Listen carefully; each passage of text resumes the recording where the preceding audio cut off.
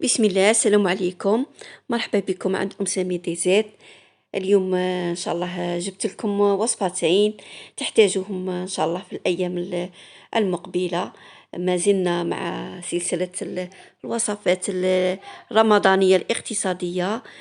كما راكم تشاهدوا وصفه الليكيش اللي هي اكثر طلبا، بعجينة مقرمشة بنينة وما تقهمش. رفقتها مع شوربة فيغميسيل كيما تاع زمان بالخضرة، تجي كذلك بنينة وصحية. باش نغيروا شوية من الحريرة. اذا اذا عجبكم الفيديو ما تنسوش الضغط على زر اللايك والبارطاج مع الاصدقاء باش تعم الفائدة. بدون إطالة نبدو على بركة الله. والنبي رسول الله عليه أفضل الصلوات. غادي هنايا نسبق بالعجينة باش نخليها ترتاح في كما راكم تشاهدوا في زلافة. غادي ندير 100 غرام زبدة اللي هي حوالي 2 ملاعق مملوئين، 4 مغارف، 4 ملاعق زيت.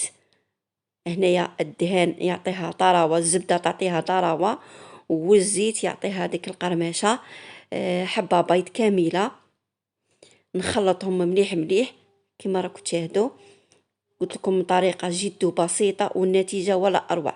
هذه غادي نبنوها باسكو رانا غادي نديرو، لأن غادي نديرو العجينة صالي مالحة. درت لها لي زيبيس اللي هما توابل، فلفل أسود، بابريكا وما تنسوش الملح. ما تكتروش.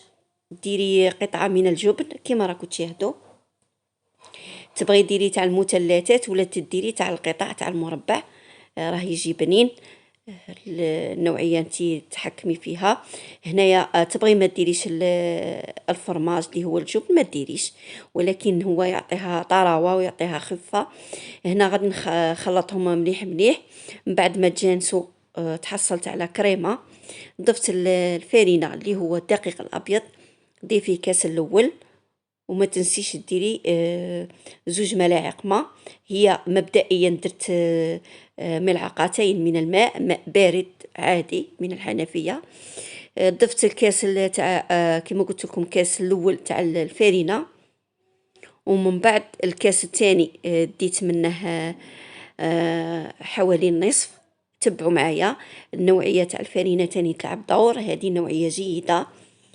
هذه تي 45 اللي هي المعروفة سفينة، ولا المهم تكون متعددة الاستعمالات باش عجينة الكيش تجي شابة. شوفوا هنا راني نحاول نلمها، مشي نعجنها، نحاول نلمها. شوفوا غادي تعطيك هذاك اللون الاصفر كما راكم تشاهدوا. هذيك بمفعول البابريكا والفلفل الاسود. شوفوا قلت لكم عجينه قمه في البنه، تجي بنينه ما تجيش كيما العجينه الصامته. هنايا ضفت الملعقه الثالثه تاع الماء. الفارينه قلت لكم زدت نصف كاس. هنايا كما راكم تشاهدوا دات لي كاس ونصف. غادي نزيد هي كي تبدي تلمي فيها تحسي بالقوام تاعها، هي ما تجي ناشفه ما تجي طريه بزاف. ضفت الملعقه الرابعه تاع الماء كما راكم تشاهدوا. تبعوني اخواتي، خطوات جد مهمين. اذا بغيتي ما ديريش الماء ديري الحليب. الحليب كذلك تجي مليحه، ولكن اذا بغيتي تحتفظي بها في المجمد ديري الماء ما ديريش الحليب.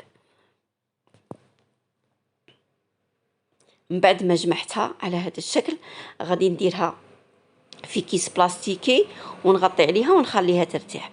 والفارينه كما قلت لكم شفتوا درت كاس الاول وكاس الثاني ديت منها غير النصف. هنايا خليتها ترتاح كما قلت لكم. رجعت باش ندير الشوربه تاع الفيغميسيل. كما راكم تشاهدوا انا كان عندي صدر قلعت منه هذاك كيما نقولوا البايا الابيض وطحنته وخليته. غادي ندير به لو فون تاع عفوا غادي ندير به الحشو تاع الكيش. الفيرميسيل كما قلت لكم، شوربه تاع فيرميسيل غادي نديرها بالخضره. انا كنت رابيتها، ورابيت زروديه اللي هي لي كاروت، حبه طماطم، حبه بصله صغيره، القزبر، ملعقه، كما نقولوا ملعقه طماطم مصبره. كما راكم تشاهدوا هنايا عندي في ديري في طنجره ولا في اون مارميت ولا في كوكوط كيما بغيتي. درت ملعقه زيت وملعقه سمن، هذه تبقى اختياريه. درت الكركاز تاع الدجاج كما راكم تشاهدوا، راه فيه شويه ماشي ما فيش. انا قلت لكم قلحت البلون الابيض وطحنته كما نقولوا رحيته وخليت باش ندير به الكيش. درت الخضره نتاعي كما راكم تشاهدوا على هذه الطريقه. غادي ديريهم كاع على فوا، والتوابل والقزبر ما تنسوش اخواتي. قزبر هو اساس البنه تاع الشوربه نتاعنا. لي زيبيس اللي هما كركم، بابريكا، زنجبيل، فلفل اسود، زعفران، الملح اكيد ما ننسوش على حسب الذوق، والشويه راس الحانوت. الحمص عندي هنايا شويه، راني مطيباته حوالي 80%، وراني غادي كاع نقلي مع بعض. هذه تعطيك بنة خرافية. هذا القليان خواتي عنده يلعب دور كبير في المأكولات، في هادو، في الطواجين تاوعنا، في الشوربه، في الحريره. يليق تقلي، يليق القليان هو اللي يعطيها ديك البنه اش غادي نقولك، بنة زمان، بنة بكري. كما راكم تشاهدوا راني نقلي في داك الكركاز مع هذوك الخضره اللي عندك. تبغي تزيدي كابويا، تبغي تزيدي حاجه واحده اخرى، كل شيء يجي بنين. في جهه واحده اخرى كما راكم تشاهدوا في مقله ولا مغميت صغيره، درت شويه زبده اللي هي لا مارغرين وشويه زيت. غادي ندير حوالي 2 حبات بصله، قطعتهم شرائح على هذا الشكل. حاولي بقدر الامكان كيما نقولوا تخدمي منه ومن ما تضيعيش الوقت، باش هكا ما يتراكمش عليك ما يتراكمش عليك الشقاء. ديري منه ومنه باش تلقي روحك ساتيسفي في الاخير، تكوني. شوفوا هنايا راني نقلي منه ونقلي في البصله نتاعي. من بعد ما حسيت كاع المكونات انسجموا، الخضره وكاع، راني درت الماء مغلي وغادي نغطي عليها ونخليها طيب في غرتها. صدقوني اخواتي بهذه الطريقه واحد الشوربه اش غادي نقول لكم، بنه زمان عظيمه والله. اش غادي نقول لكم، جربوها وردوا لي خبر. بكري كانوا يخلوا الخضره ما يطحنوها ما يصفوها. قلت لكم انا هذاك البولي البلون ديف، عفوا البياض البيض تاع الدجاج تاع صدر الدجاج كنت رحيته من قبل. زدتها على هذيك البصله من بعد ما تقلت لي. راني نحاول نقليهم مع بعض وغادي نتبلهم تاني كذلك هما تاني. ديري فلفل اسود، ديري شويه بابريكا، شويه زنجبيل، شويه كركم، ولي زيبيس دائما نقولوا تبقى عندك على حسب الذوق نتاعك. كاين اللي ما يبغيش التوابل بزاف، وما تنسيش التابل الخاص بالدجاج، هذاك يعطيك بنه خرافيه اخواتي، واحد البنه عظيمه. انا كاع ما يخطينيش نديرها في الدجاج بزاف. كما تعرفوا الدجاج يجي شويه صامت، ولكن نبغوا نتبلوه باش يجي بنين. هنايا من بعد ما تقلالك كاع البصله مع الدجاج، ضيفي ملعقه فرينه. هنا غادي نديرو كانه غادي نديرو بيشاميل، ما ديريش بيشاميل روحها، ديري هذه غاكتمو في الخليط نتاعي تاع الحشو. هنايا زدت كاس ماء، عفوا كاس حليب عادي، تبغي تدفيه تبغي تخليه على هذه الهيئه.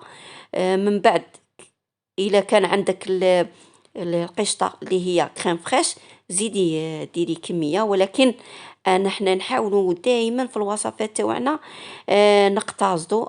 كما تعرفون الوصفات تاعي كاع اقتصاديين. درت في بلاصه القشطه درت بو ياغورت ناتور، كما نقولوا ياغورت طبيعي. زدت الجبن المبشور على الشكل، خليها كيما هاك، متنشفيهاش، خليها هكا عقده وخليها دو كوتي، خليها تبرد. هنايا رجعت للعجينه نتاعي من بعد ما ارتاحت، غادي نحلها. تبغي ديري في قوالب فرديه ولا ديري في قالب جماعي، لك الاختيار. انا غادي ندير في هذاك القالب الجماعي. هذاك راني مؤخرا شريته، وقلت ان ندير فيه هذا المملحه اللي هي كيش، وتشوفوها معايا كما راكم تشاهدوا. راني نحل في لاباط تاعي على هذا الشكل.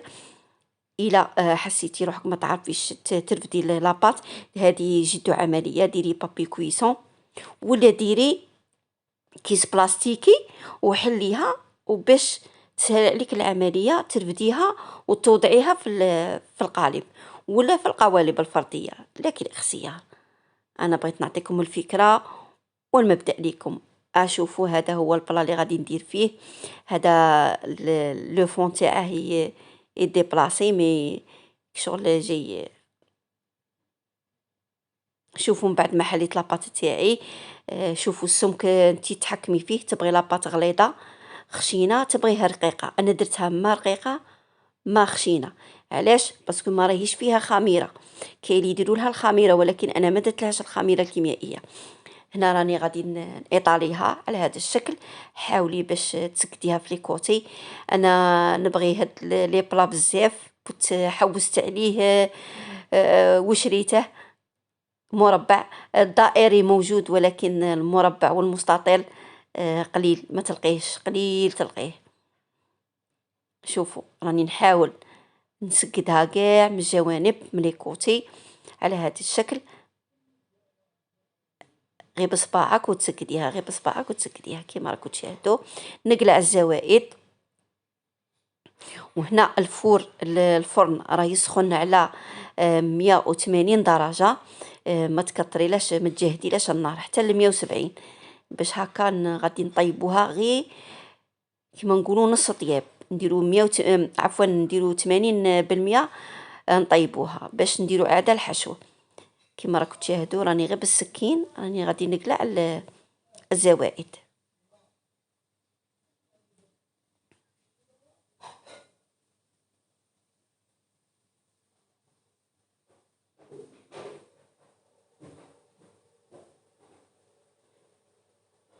وما تنسيش باش تقبيها غير بالفرشات بالشوكه.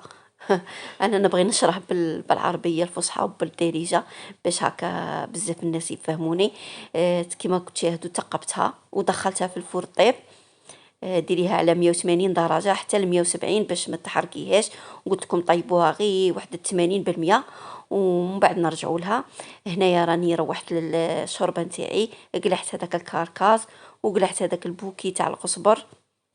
من بعد ما طابت لي هي دوقيها تيستيها كي تجيك بنينه سي بون. ما تزيدي لا ما لا والو، ما تطحني ما تصفي. خلي هذوك ربيناهم كوليهم على هالطريقه. زيدي الفيرميسيل تاعك وخليها طيب عندك 5 دقائق ماكسيموم غادي طيب. ومن بعد زيدي لها شويه قزبر. ما تنسيش باش تخلطيها هذيك لا كركاز. شوفوا تحصلت على هذه الكميه تاع اللحم. ها شوفوا زدتها في الشوربه نتاعي، زدت لها لو شارم. اخواتي دائما قلت لكم عند وعدي باش نجيب لكم الوصفات الاقتصاديه. هذه الكرويه زدت غير شويه كرويه، ما تزيديش بزاف غير باش تجي بنينه. شويه قزبر. انا ما بغيتش نكثر القزبر باسكو ما يبغوش بزاف هذاك القزبر باين. انا ندير في ديريكتومون في الغرفيه نتاعي. خليتها دو كوتي تطفي عليها وخليها. انا بقات لي العجينه درت فيها دوك في القوالب الصغار باش نبين لكم بلي تقدروا ديروها في القوالب الفرديه ولا الجماعيه. هنايا في الحشو تاعنا من بعد ما برد زدت له حبه بيض. شوفوا خلطيها تخليطه خفيفه وعمري لي كيش تاوعك على هذا الشكل. حاولي توزعيه كاع، ديري على نفس المستوى وعاودي دخليها في الفور وديري الفرماج تاعك. ما تنسيش فرماج غابي، هذه تبقى عندك. كاين اللي يديروها بالسلق تاني، لاكيش بالسلق تجي تاني شابه، ولكن انا عندي افراد العائله تاعي ما ياكلوليش السلق بزاف، عليها ما نديرهاش. هنايا خليتها طابت على درجه من الفوق ومن التحت باش يذوب لي هذاك الفرماج. قلت لكم ما غاديش تشد لكم الطياب باسكو راهي ديجا طابت من قبل. هنايا شوفوا ديموليتها وراني غادي نقدمها لكم، وزينيها على طريقتك. هذه تحقيها في الايام القادمه، ايام رمضان المبارك ان شاء الله يا ربي. تبلغنا ايامها المباركه ان شاء الله بالصلاة بالعبادة يا ربي. أعنا على ذكرك وشكرك وعلى حسن عبادتك يا رب. شوفوا الشوربة نتاعي زينت الكيش تاعي بالزيتون شوية معدنوس ولا قزبر. الشوربة تاعي راهي واجدة، غادي نكلكم بنة عظيمة. قلت أنا نسبق نوريكم النتيجة، بلك لربما تدوها تخبوها الأيام المباركة. وهذه هي وصفتنا تاع اليوم، وهذه هي الفيديو تاع اليوم، وإن شاء الله نكون خفيفة ظريفة عليكم. وما تنسوش البارطاج يا أحلى مشتركات، والجيم والمتابعة. ما بقى لي غير نقولكم مشاهدة طيبة، وما تنسوش ديروا لي تعليق شباب كيفكم. وهذه هي وصفتنا كما راكم تشاهدوا، راهي تشهي شهيتكم ان شاء الله بالجنة.